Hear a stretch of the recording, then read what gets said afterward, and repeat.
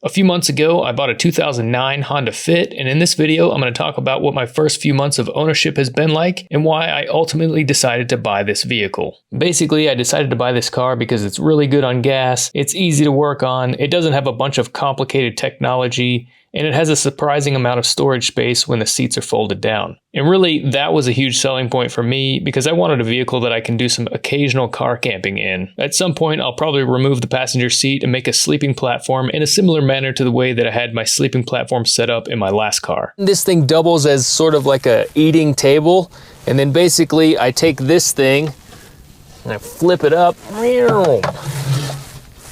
and then it's a bed. That's my car camping setup right now. I really just wanted a reliable and affordable car. I don't want a car that is collecting data on me or charging me a monthly fee to use certain features. I also like the idea that most auto mechanics with standard tools have the ability to work on my vehicle. I paid just under $9,000 cash for this car, and honestly, I think I overpaid for it, but the original owner took really good care of it. It does have some noticeable bings and bangs on it, and the color, which is called Milano Red, has some issues with the paint. The red Honda Fits from this generation are known to suffer from severe UV fading, which makes them turn pink or chalky over time due to pigment degradation beneath a thin clear coat. And honestly, this was not my first choice of color. I would have much preferred the platinum white pearl, orange burst metallic, polished metal metallic, or that cool turquoise metallic is pretty sweet too. But yeah, anyways, this was still a really good deal because the car is in such great shape mechanically. The previous owner had all the maintenance done at the dealer, and she hardly put any miles on it. It only has 34,000 miles, which is probably one of the lowest mileage 2009 Honda Fits in the country. I know mileage isn't everything, but I plan to keep this car for a long time. Buying a car, in my opinion, is a major pain in the ass, so I hope with the right amount of due diligence and just keeping up with doing regular maintenance when it's needed, I'm hoping I can get this car to over 200,000 miles. The used car market in 2026 is pretty wild, so I kind of just got to a point where I got tired of looking. I had several other cars fall through because I hesitated to make a decision, so when I saw that this one was available, I jumped on it, and so far, I'm glad that I did. A couple months later, I did have to put some money into it to recharge the AC system, but since then, it's been blowing cold air really nicely. At 39 years old, I've never had a car with a reliable AC system, so this is a game changer for me. I definitely feel like I'm living the high life now. Hell yeah, man. Air conditioning. I will have to fix a couple more things sometime soon. I looked at the sway bar links and those look kind of bad. Also, I'll probably need to change the transmission fluid, but those are fairly easy jobs and really just typical maintenance items that you would have to keep up with on any car. Also, I did replace the spark plugs myself. I used a trash can to hold the cowl in. Quite a pain in the ass to do the spark plugs, but yeah, they're way back here. They're all changed though. Fresh spark plugs. First big job on the old Honda Fit. Not really that big of a job, but here's the old spark plugs. They definitely needed to be changed. Look at that. All I wanted was an oil change. Well, you're lucky you caught these problems now before they cause you some serious trouble. Sign right here and press down hard. There's no price. There will be.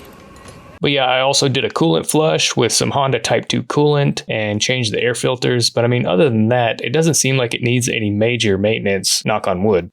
The Honda Fit is equipped with a massive 1.5 liter, 16 valve, single overhead cam iVTEC 4-cylinder engine that produces a whopping 117 horsepower at 6,600 RPM and also pushes out 106 foot-pounds of torque at 4,800 RPM. If you're thinking I'm gonna try to do a speed test in this video, then you're wrong. I'm not gonna do that. I'm not the person that likes to drive really fast.